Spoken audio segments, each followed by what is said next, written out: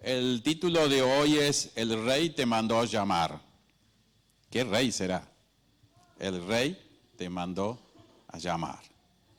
Vamos a ir al Antiguo Testamento y vamos a ver a qué rey nos referimos y también qué significa esta historia con el cristianismo de hoy, con nuestra relación con el Rey de Reyes y el Señor de Señores. Todo el Antiguo Testamento es figura de lo que iba a venir, de lo que iba a suceder, pero tiene mucha significancia las historias del Antiguo Testamento que nos acercan a una realidad concreta de lo que es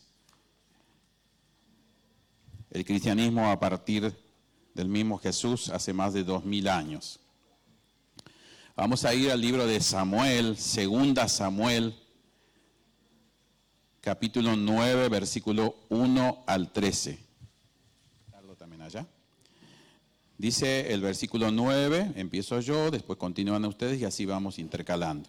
Dijo David: ¿ha quedado alguno de la casa de Saúl a quien haga yo misericordia por amor de Jonatán? Usted.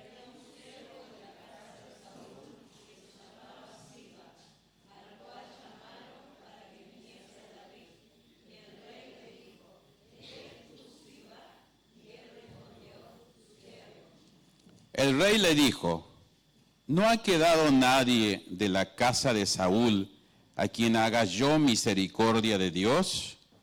Y Siba respondió al rey: aún ha quedado un hijo de Jonatán, o Jonatán, lisiado de los pies. 4, ¿ustedes? Entonces el rey le preguntó: ¿dónde está?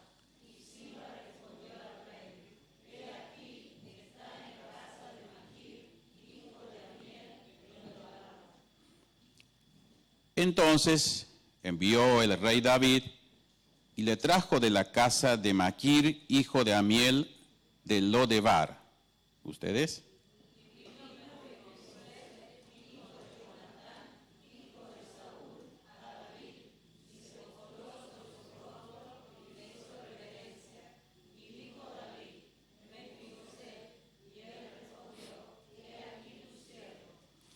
Y le dijo David: no tengas temor, porque yo a la verdad haré contigo misericordia por amor de Jonatán tu padre, y te devolveré todas las tierras de Saúl tu padre, y tú comerás siempre a mi mesa.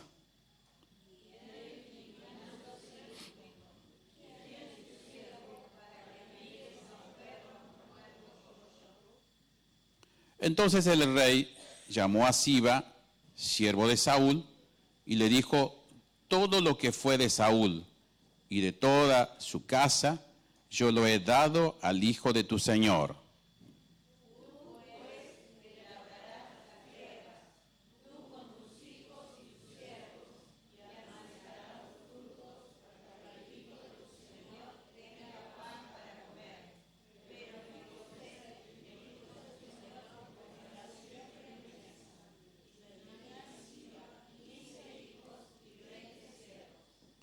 Y respondió Siba al rey: conforme a todo lo que ha mandado mi señor el rey a su siervo, así lo hará tu siervo.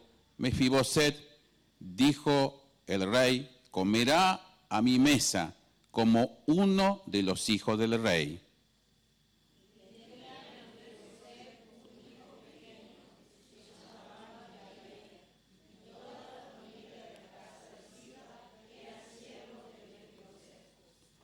Y moraba Mefiboset en Jerusalén, porque comía siempre a la mesa del rey, y estaba lisiado de ambos pies.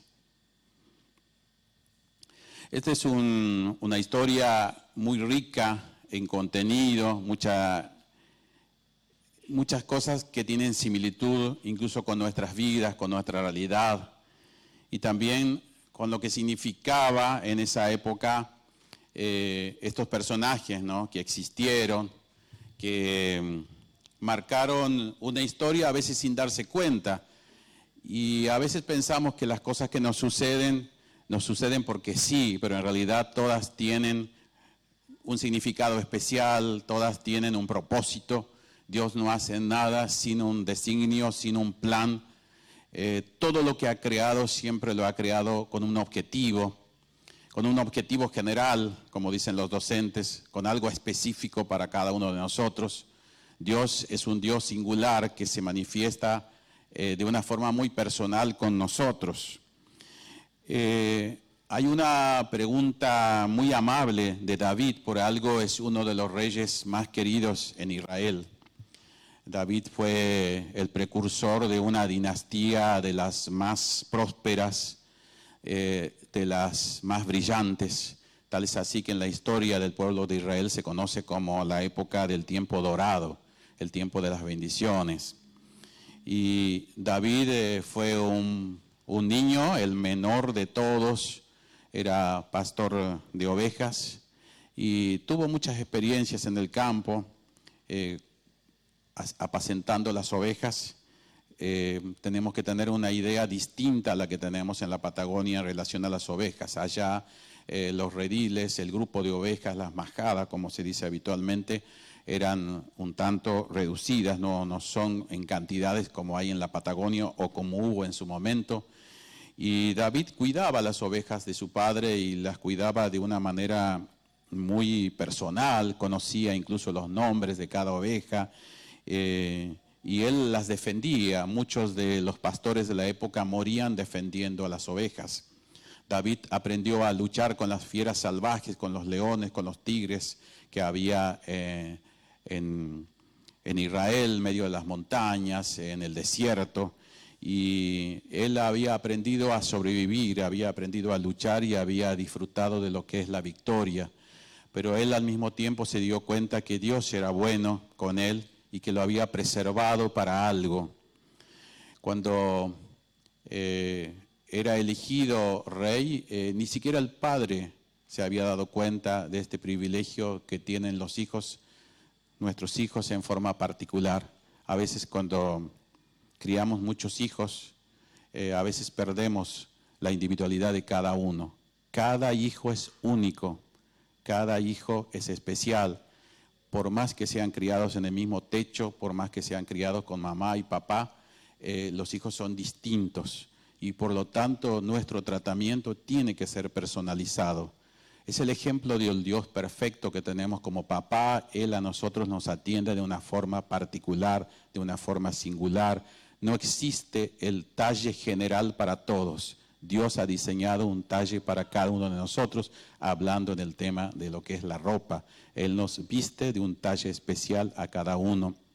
Por lo tanto, también los maestros, los comunicadores del Evangelio, no podemos hacer una enseñanza masiva, sino también tenemos que ver las necesidades particulares de cada uno de ustedes. David había aprendido a través de su rol de cuidar ovejas, de esa manera había aprendido también a contactarse con su familia, a contactarse con los demás, y Dios tenía un plan para él que podríamos decir perfecto desde los ojos de Dios. Y David hace esta pregunta amable en el comienzo de este pasaje que hemos leído. La amable pregunta de David es: ¿ha quedado alguno de la casa de Saúl a quien haga yo misericordia por amor a Jonatán? Esta es una pregunta que hace David y lo hace en un contexto en que Saúl había muerto, la dinastía había quedado vacante y en la época, yo creo que como sociedad y como civilización, en algunas cosas hemos perdido, pero en muchas otras hemos ganado en lo que se refiere a la dignidad humana, los derechos humanos y lo que tiene que ver también con la ampliación de derechos, ¿sí? En esa época, el rey que moría, como en el caso de Saúl, el próximo rey, la próxima dinastía, tenía que exterminar a la familia del rey anterior. Esto se daba en esa época. Por eso, David hace esta pregunta: ¿ha quedado alguno de la casa de Saúl a quien haga yo misericordia por amor a Jonatán. ¿Quién era Jonatán? Era el príncipe, era el amigo personal de David.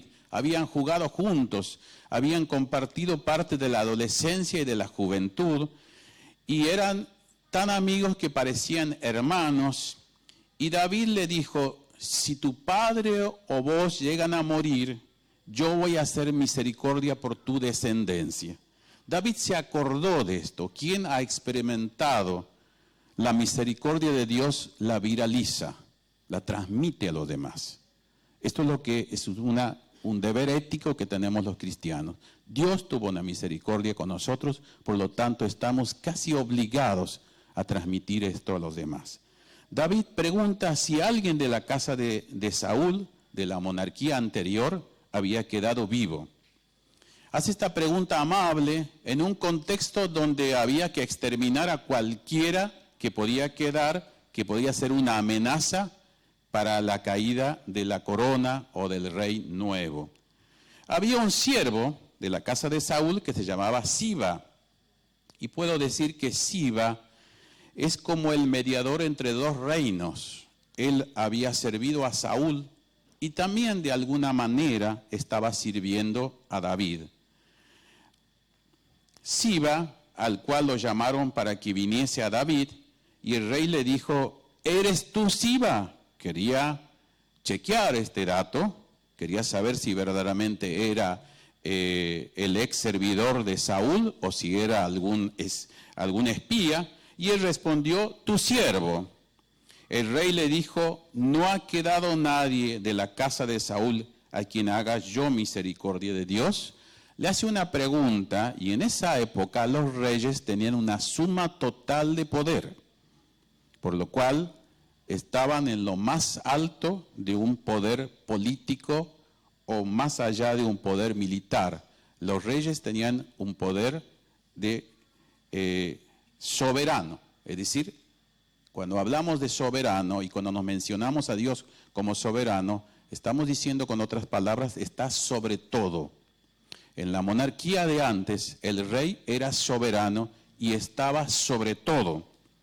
Y Siba respondió al rey: aún ha quedado un hijo de Jonatán lisiado de los pies. Entonces el rey le preguntó: ¿dónde está? Él, siendo el rey, tenía que saber, a través de sus informantes, de sus asesores, de sus cortesanos, tenía que saber dónde estaba este potencial príncipe, hijo de Jonatán y nieto del rey Saúl. Por lo tanto, este hijo, este muchacho, tenía derechos para ser el sucesor. David trata de ubicar, él lo busca, él pide ubicación. No había en esa época GPS, no había los medios de comunicación que hay en el día de hoy. Estamos hablando de miles de años atrás. Siba le respondió al rey: he aquí está en casa de Maquir, hijo de Amiel, en Lodebar. Lodebar es un lugar inhóspito, es un lugar alejado, es un lugar donde no había pastos. Era un lugar marginal, lejos de Jerusalén. Allí estaba este hijo de Jonatán llamado Mefiboset, un hijo con discapacidad. Siempre uno, cuando tiene hijos, siempre piensa en los hijos ideales. Pero no existen los hijos ideales ni perfectos. Existen hijos reales. Mefiboset tenía una discapacidad motora en sus extremidades inferiores, ambos pies no los podía usar. En esa época se decían que eran los tullidos, no podían caminar por sí mismos. Este príncipe, llamado Mefiboset, vivía una vida de vergüenza, de exclusión, una vida alejada de Jerusalén, de la capital. Vivía lo más lejos posible, pensando que allí no lo iba a encontrar nadie porque lo iban a matar, porque era parte de la dinastía anterior. El rey nuevo lo estaba buscando y parecía ser que Mefiboset se sentía seguro en Lodebar, lo más alejado posible, hasta lo último de la tierra. Cuando decimos de Ushuaia, bueno, se había ido a un sector como diríamos Ushuaia, lo más lejos posible para que no lo encontrara, y él vivía una especie de falsa seguridad. Él pensaba que nunca lo iban a encontrar, que el rey David nunca lo iba a ubicar. Siba dice a David, solo pudo enterarse de que había un descendiente de Saúl que aún seguía con vida y solo podía enterarse de dónde, y esto lo podía hacer a través de Siba. Quiero hacer un adelanto. Siba es el símbolo del Espíritu Santo. Siba es el que interactúa entre dos reinos, entre el reino de los cielos y el reino terrenal. Eso es lo que hace el Espíritu Santo. Está siendo de asesor, poniéndole palabras más comunes, más coloquiales. Siba estaba sirviendo al rey de esa manera. Ahí notamos que hay misericordia de Dios en la vida de David. Esta frase es clave para entender la motivación de David en este capítulo que hemos leído. David quería mostrarse a alguien más la misma misericordia que Dios había mostrado a él. Por eso quería ubicar a Mefiboset. De una forma o de otra él quería ubicarlo. Y si estuviera escondido, iba a hacer mover cielo y tierra para poder encontrarlo a Mefiboset, porque quería demostrarle misericordia que ha tenido David en su experiencia personal en relación a Dios. Dios le había ayudado a David como de muchas maneras, le había ayudado a preservarse en el desierto, a poder vivir en un contexto inhóspito. Nadie lo iba a defender si en el desierto lo atacaba un león, un tigre, una serpiente o lo que fuera. David estaba, como decimos, a la buena de Dios, pero sí con un Dios bueno que lo preservó. Tenemos que hacer una mirada retrospectiva para atrás en nuestras vidas personales. ¿De cuántas cosas Dios nos libró? Nos libró, nos preservó para algo. Nos libró, nos cuidó para algo. Y eso fue la experiencia de David. Le ayudó a ser victorioso ante un enemigo del pueblo, que era Goliat. Le ayudó a ser estratega, a ser creativo, a no usar las armas convencionales, sino simplemente su talento. ¿Se imaginan? David usaba muy bien la honda. ¿Recuerdan la honda? Es un palito como una B corta y con una goma y había que ponerle una piedra en el centro. Yo cuando era chico, no digo que era como David, pero me especializaba en la honda. Tipo francotirador. David usaba bien la honda porque él se había perfeccionado justamente en el campo, en el desierto, en todo tipo de terrenos. Dios usa tus habilidades, aunque sean sencillas, aunque sean insignificantes, para su gloria y para vencer a los enemigos. Por eso Dios nos diseñó a nosotros de una forma creativa. Dios nos dio talentos, nos dio dones, nos dotó de herramientas, nos dotó de ciertos conocimientos para el bien de los demás y también para nuestra propia subsistencia, para nuestra propia vida misma. David sabía que Dios le había permitido el triunfo a Goliat de una forma creativa. David sabía que él había podido sobrevivir en el desierto porque Dios lo había cuidado. David sabía que Dios algo tenía pensado en su vida y lo libró de un rey que tenía todo poder, que era engreído, que era petulante, que era una persona deportista, que era alta, que vivía en un palacio real y era Saúl. Se había convertido en un enemigo, se había ganado un enemigo de David. David no lo hizo nada, pero él ha podido experimentar que este rey cuando vivía lo perseguía y lo quería matar. En una cueva este rey, en una batalla, porque Saúl era de buen aspecto, era guerrero, muy bien guerrero, y tenía el título de rey, un soberano, una suma de poderes, una suma de estrategias en una sola persona. Lo que decidía, se hacía. Sin embargo, en una cueva, ya saben toda la historia, no quiero dar más datos, David podía tener la posibilidad, justo se encontraron allí, las cuevas eran oscuras, no había luz eléctrica, no había las linternas que tenemos en el día de hoy. David podría haber matado a ese enemigo, sin embargo, no lo hizo. Sí tomó una prueba, tomó parte de su vestimenta real, lo cortó y le tuvo como muestra. Esa estrategia basada sobre la evidencia quedó en la historia que David podría haber matado a su enemigo y no lo hizo. Confió en Dios, confió en la justicia de Dios. Confió en un rey de reyes y señor de señores. Esta es una pequeña historia que no quiero desviar el centro porque el rey te mandó a llamar. Es justamente la idea principal del día de hoy. David ejerce misericordia y pregunta, ¿aún ha quedado un hijo de Jonatán lisiado de los pies?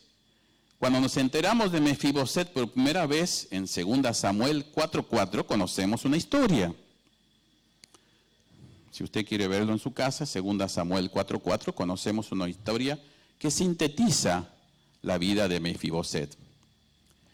Cuando en la casa real se entera de que Saúl había muerto en batalla, el rey, el príncipe también había muerto en la batalla, que era Jonatán, no había quedado prácticamente en la dinastía alguien tan poderoso como ellos.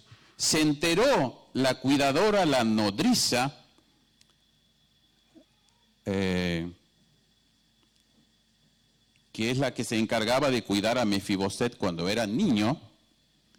Mefiboset había vivido en el palacio del rey, no era cualquiera, y dice que la nodriza, asustada de lo que le iba a venir, que el rey David iba a tomar el poder y que los iba a destruir prácticamente a todos. Eso era la costumbre, eso era el derecho fáctico, esto era lo que habían practicado por años las dinastías alrededor de Israel, que unas mataban a los descendientes de otra para que no quedara nadie, para que tuviera la suma de poderes. La nodriza pensó que David iba a mandar a su ejército y los iba a exterminar. Por eso es que ella sale corriendo, ella pretende escapar y lo lleva en los brazos a este niño que aproximadamente tenía 5 años.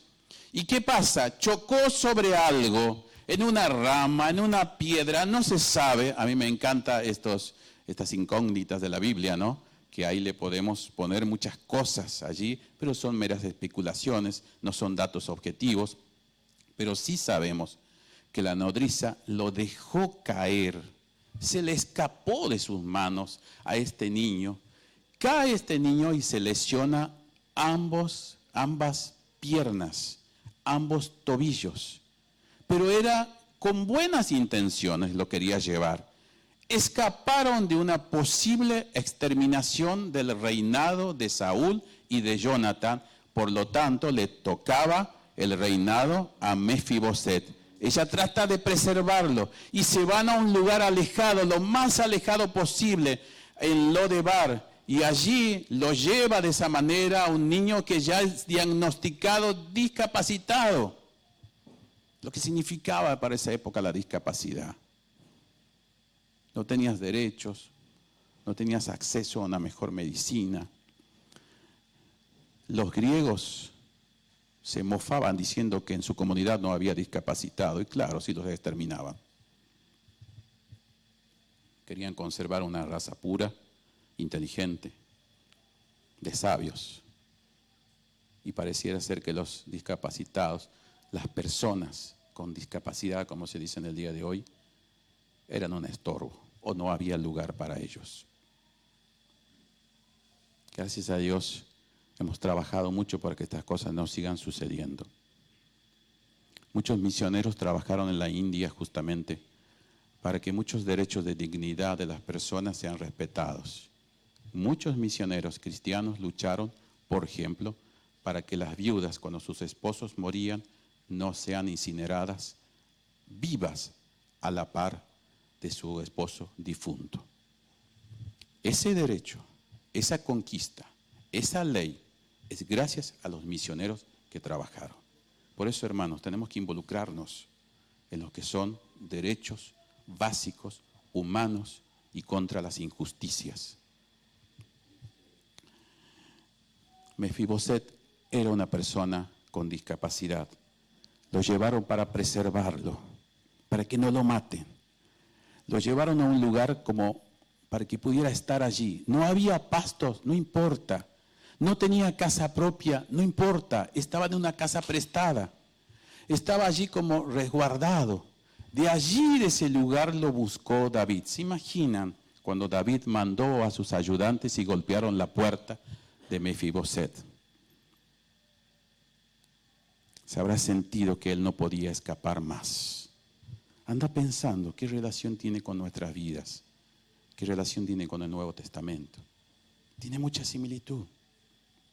Después te voy a explicar más. Segunda Samuel 4:4 está esta historia de la nodriza, de la niñera, que tratando de escapar, deja caer a este niño y Mefiboset queda lesionado de por vida. Ella temía, y con justa razón, que el líder de la nueva dinastía real ejecutaría a todos los potenciales herederos, en este caso a Mefiboset. Un hijo de Jonatán, esto significa que según la anterior dinastía de Saúl, Mefiboset tenía derecho al trono. Era un hijo primogénito del rey y otros herederos potenciales ya estaban muertos. En ese sentido político, David podría haberlo buscado cielo y tierra para matarlo, pero sin embargo la historia demuestra que esto no fue así. Estaba en la casa, ustedes creo que leyeron, de Maquir. ¿Quién era Maquir? Era un habitante de Lodebar, de esta región alejada. Maquir le había dado hospedaje a Mefiboset para preservar su vida. Podríamos decir que este príncipe potencial ni siquiera tenía casa propia. Estaba viviendo una vida de refugiado, una vida lejos de la casa real. Y él había nacido en un lugar de privilegios. Pero lo llevaron lejos, a una especie de provincia apartada, para ver si esto era el mejor estilo de vida, para ver si esta era la verdadera seguridad. Sin embargo, allí en ese lugar alejado, David tiene información objetiva que estaba en una casa y fueron a buscarlo. El que golpeó la puerta le dijo a Mefiboset y a su familia adoptiva, le dijo: Mefiboset, el rey te mandó a llamar. Esta es la frase que elegí para poder analizarla mejor. El rey Mefiboset te mandó a llamar. ¿Qué hacemos con este llamado? Si el rey soberano lo mandó a llamar, es un edicto judicial, como quieras llamarlo, supremo. ¿Qué hizo Mefiboset? Respondió a este llamado. Se presenta ante el rey David en la casa. Pasó mucho tiempo seguramente porque estaban muy lejos. No había trenes, no había aviones, no había autos. En ese lapso de tiempo se habrá pensado, Mefiboset, me llaman para matarme. Soy discapacitado, estoy solo. Me miro y siento que no valgo la pena de vivir. Tengo baja autoestima, porque hay voces del exterior que me dicen, sos un discapacitado, no tenés derecho a vivir. No produces nada para la sociedad. Esas son las voces externas, de afuera. Pero lo peor son las voces internas cuando creemos eso. Mefiboset creyó que él no merecía vivir. Cuando David le dice, tú eres Mefiboset, él le dice, sí soy Mefiboset, tu siervo. Pero ¿qué has mirado en mí? Si me siento que soy como un perro muerto. Para los israelitas el perro, el animal más marginal, más excluido, distinto a la crianza que le damos a nuestras mascotas en el día de hoy. Ni siquiera a veces tenían un cuenco para comer, comían de las migajas de los amos que sobraban y se los tiraban. Esos eran los perros, seres marginales y encima muerto, lo que significaba un animal muerto para Israel, para el israelita puritano. Ni siquiera tenía que tocar, ni siquiera tenía que acercarse. Era algo que atentaba contra su estilo de vida. Mefiboset sentía eso, un rey una persona marginal, una persona que no podía producir nada, una persona que hasta se sentía el derecho de ser excluido. Mefiboset se sentía así, soy como un perro muerto. ¿Qué es lo que viste, Señor? ¿Qué es lo que viste en mí, rey David? Se postró en reverencia. David le dice, no tengas temor. ¿Se imaginan toda la película que se debe haber hecho Mefiboset? Como la misma película que nos hacemos nosotros ante una situación de problema. Dicen que lo dije en muchas oportunidades, el más del 70% de las cosas que maquinamos en nuestra mente no son reales y nunca van a suceder. Solo el 30%. A veces maquinamos esto ante una situación dilemática, ante una situación problema, nos damos mucha manija. Seguramente Mefiboset se hizo toda la película que iba a morir y cómo iba a morir y cómo David iba a tomar venganza de él por el hecho de ser un príncipe que podía quitarle el trono. Tal vez no se le cruzó por la cabeza eso, pero de acuerdo a la casuística, de acuerdo a las legislaciones de esa época, sucedía eso.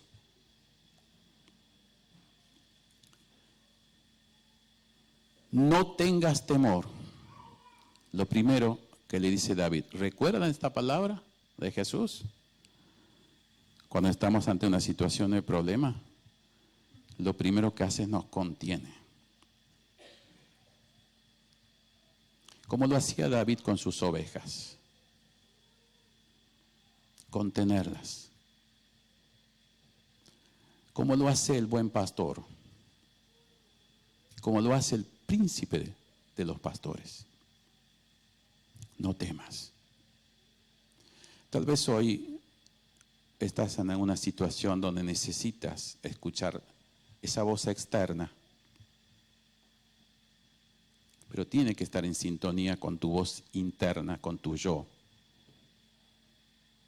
de creer. No temas, Mefiboset.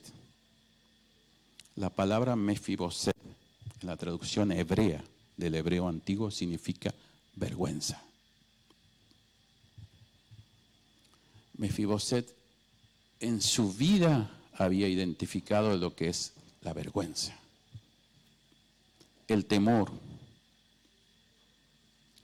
había crecido con mucho temor. Dice David, porque yo a la verdad haré contigo misericordia por amor a Jonatán, tu padre. David había hecho un pacto con Jonatán, su amigo. Y él quería cumplir ese pacto.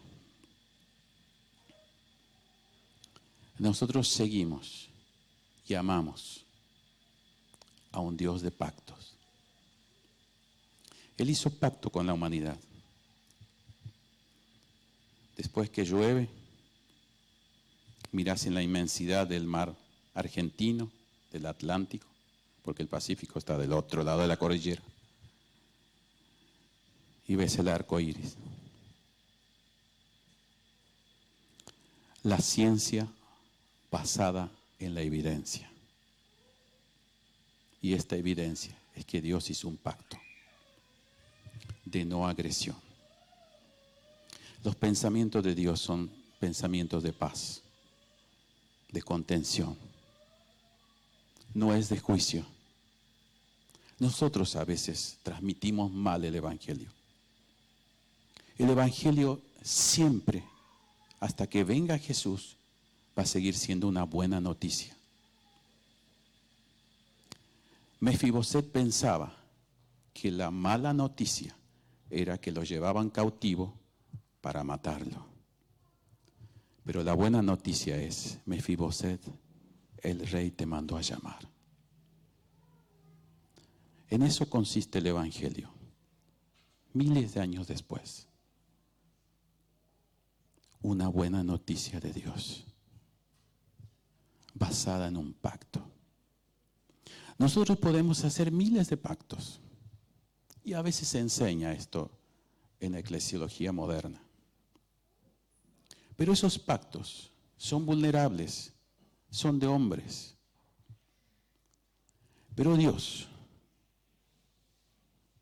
hace pactos y esos siempre están vigentes, no caducan.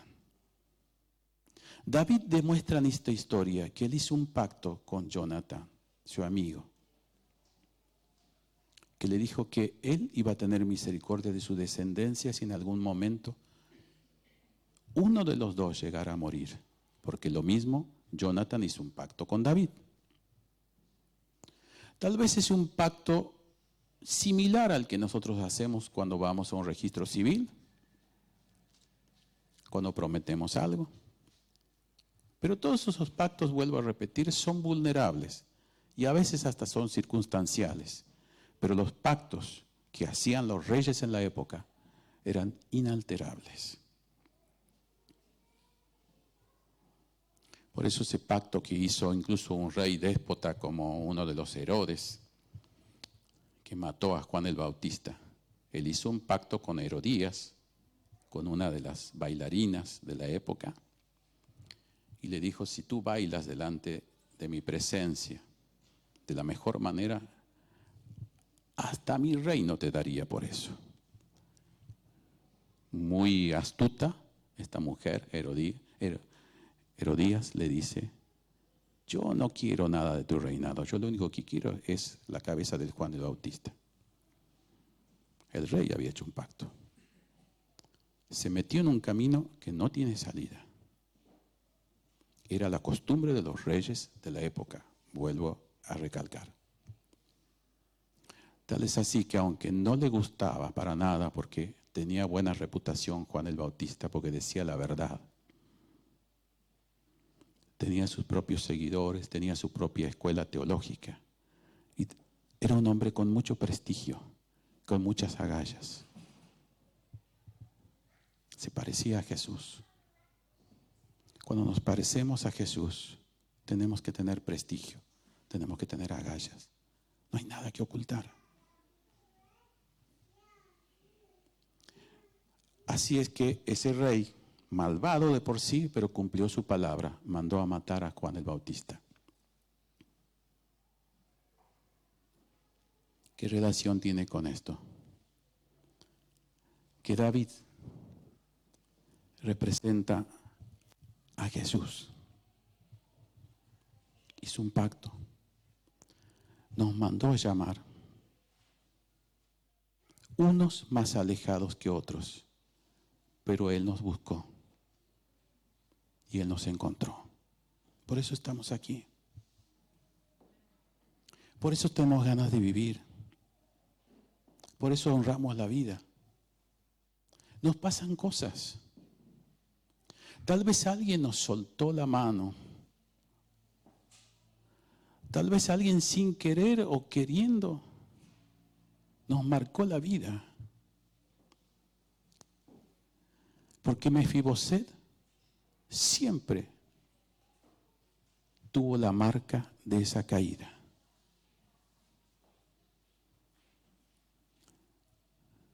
Con esas caídas, con esas marcas de la vida, tenemos que honrar a Dios. Para que nunca te enorgullezcas. Nunca te sientas orgulloso de nada.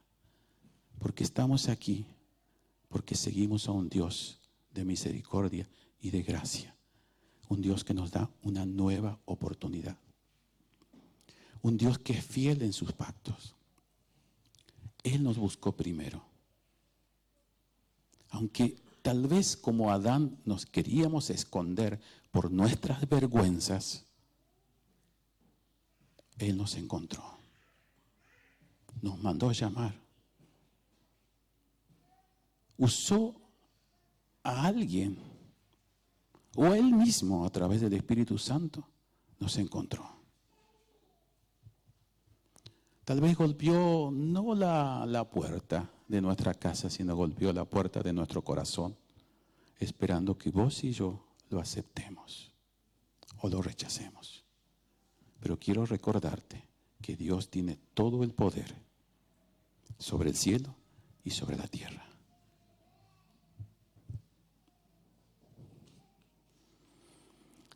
Le dice a David: te devolveré todas las tierras de Saúl, tu abuelo. Le prometió a Mefiboset que recibiría lo que le pertenecía. Mefiboset supo sobre estas tierras todo el tiempo, pero tenía temor de tomar posesión, porque lo expondría ante el rey. David fue con toda esta costumbre de la época, al mostrarle semejante bondad y misericordia al heredero. Quiero decirte esta noche que si el enemigo te ha robado cosas,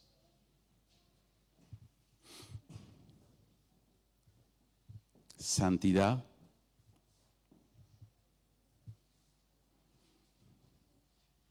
virginidad, si el enemigo te ha quitado tu patrimonio, tu derecho de dignidad, de vida, Dios te quiere devolver. Porque somos reyes y sacerdotes para Dios. Somos una nación santa. Fuimos creados, diseñados con este gran propósito global. No caduca. Tal vez alguien te soltó. Tal vez alguien fue copartícipe de tu caída. No podés andar en la vida maldiciendo a la nodriza, o a aquella persona, o a aquel papá o mamá, tío o algún cercano descuidó de ti. No podés andar en la vida maldiciendo ese momento. Tienes derecho a disfrutar como un príncipe. Dios te quiere restituir este honor. Este es el mensaje que siento del Señor para darte en esta noche. Dios quiere darte esto como a Job. Le triplicó, le cuadruplicó lo que el diablo le había quitado. Quiero contarte una pequeña intimidad. Nosotros con Miriam ahorramos durante mucho tiempo para tener una casita propia. No la tenemos hasta el día de hoy. La que tenemos tiene una cuestión legal que hay que resolverla. Contratamos en Bariloche a una empresa cristiana. Un señor prestigioso, ha entregado muchas casas de esas tipo prefabricadas. Después pensábamos en comprar el terreno para que cuando me jubile, pensaba yo, ir a vivir en un lugar o tenerlo como alternativa económica para alquilarla. Esa empresa quebró y perdimos todo. Vendimos un auto, ni vi la plata, se transfirió. Todo perdimos. Y me vino a la memoria, Dios es fiel. Algún día en esta vida, o mis hijos podrán verificar de cuán fiel es nuestro Dios. No sé cómo. Lo que el diablo, lo que este sistema te robó, o a alguien, una persona como esta nodriza, te soltó la mano. Dios sabe de esta historia. Y aunque no tenga solución en esta vida, Dios se va a ingeniar para compensarla. Yo creo en este Dios.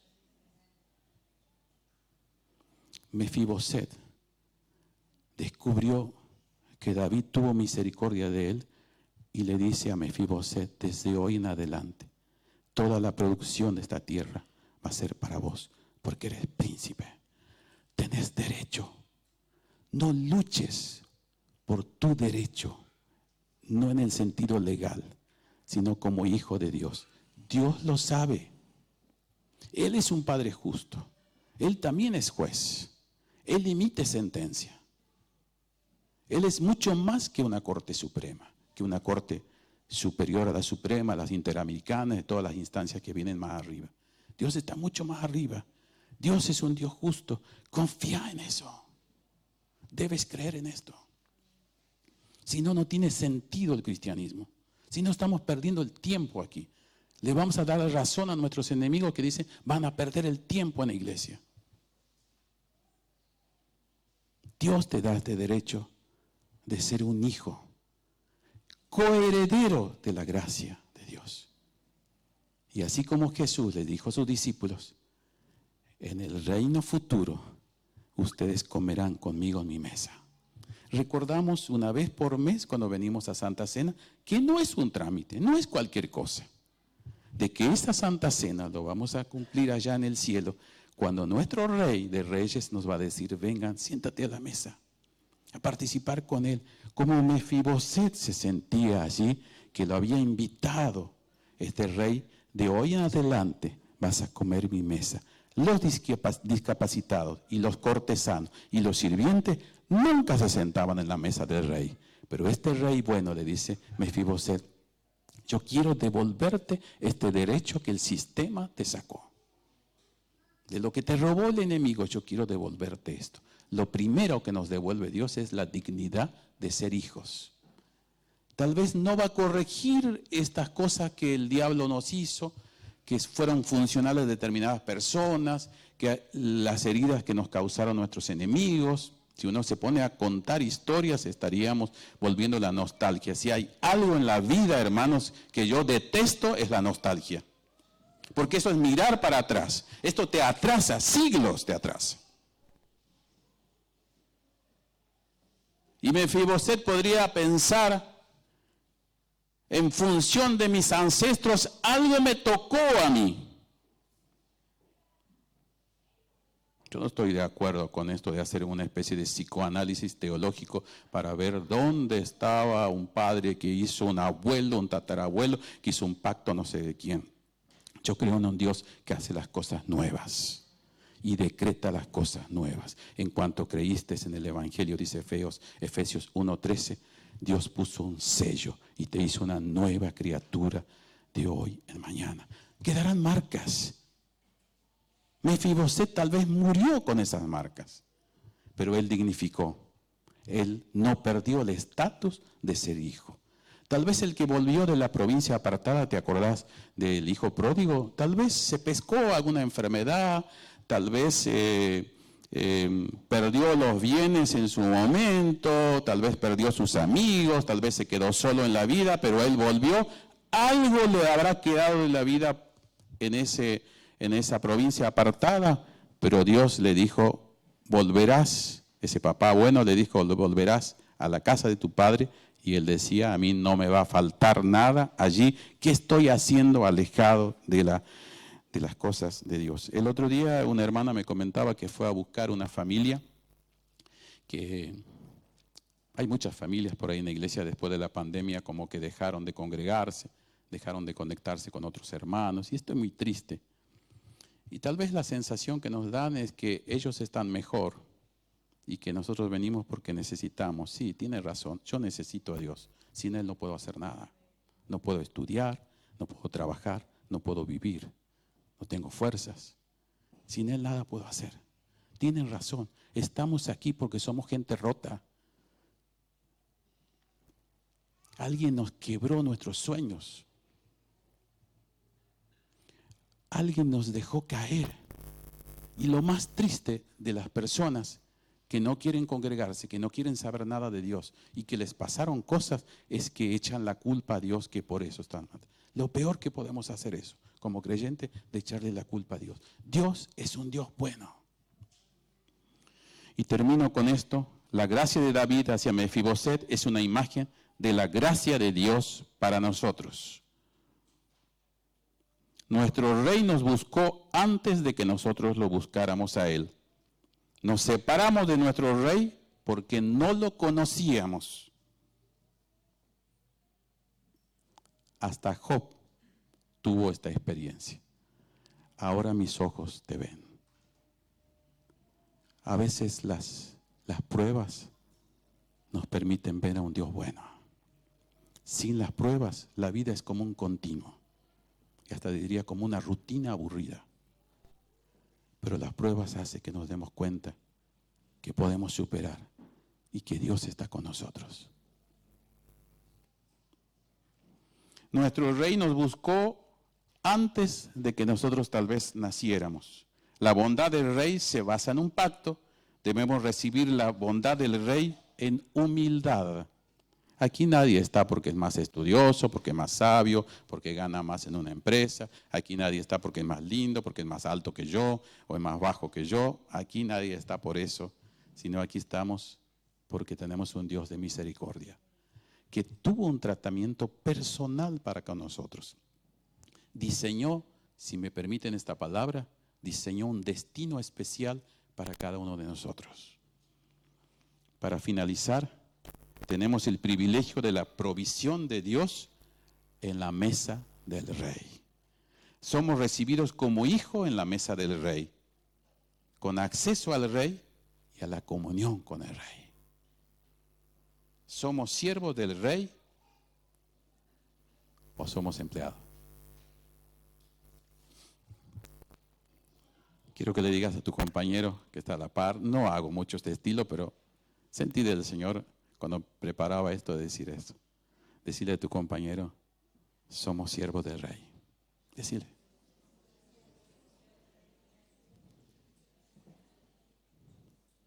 Cuando el diablo se ponga celoso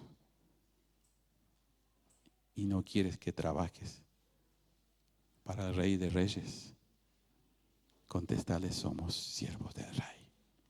Eso te va a animar. Eso te va a hacer renovar tu pacto. Si no, no tiene sentido. Estás perdiendo el tiempo. Tienes que saber a quién sirves, a quién sigues, quién es Jesús.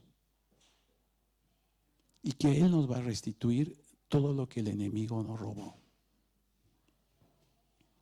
Mefiboset se sentía un perro muerto. Quiere decir que también Dios te cambia tu manera de pensar respecto a tu identidad. No eres cualquier cosa, eres hijo del rey. Vamos a ponernos de pie.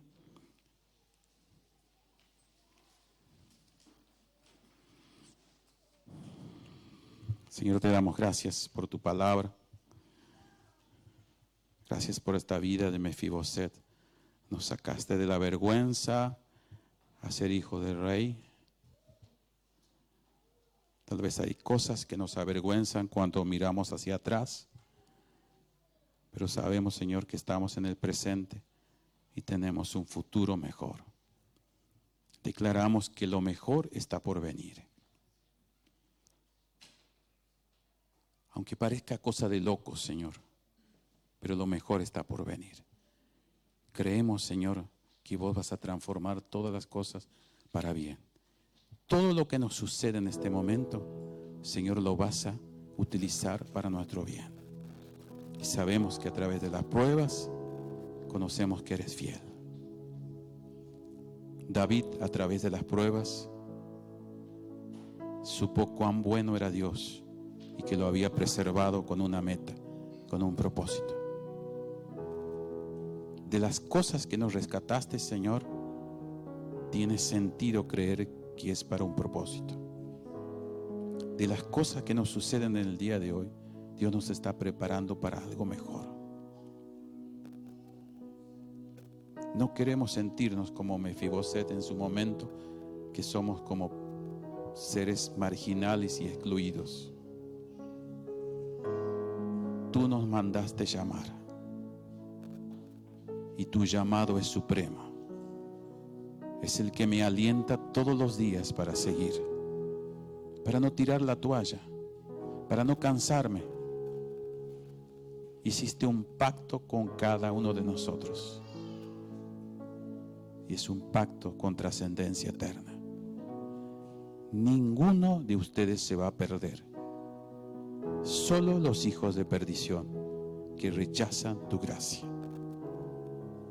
Tú eres un Dios bueno,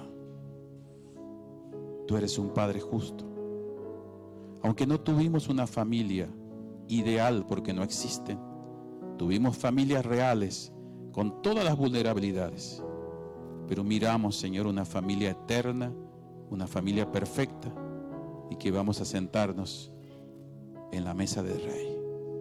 Vamos a darle un aplauso a nuestro Dios. Gracias, Señor. Nuestro Dios es un Dios bueno.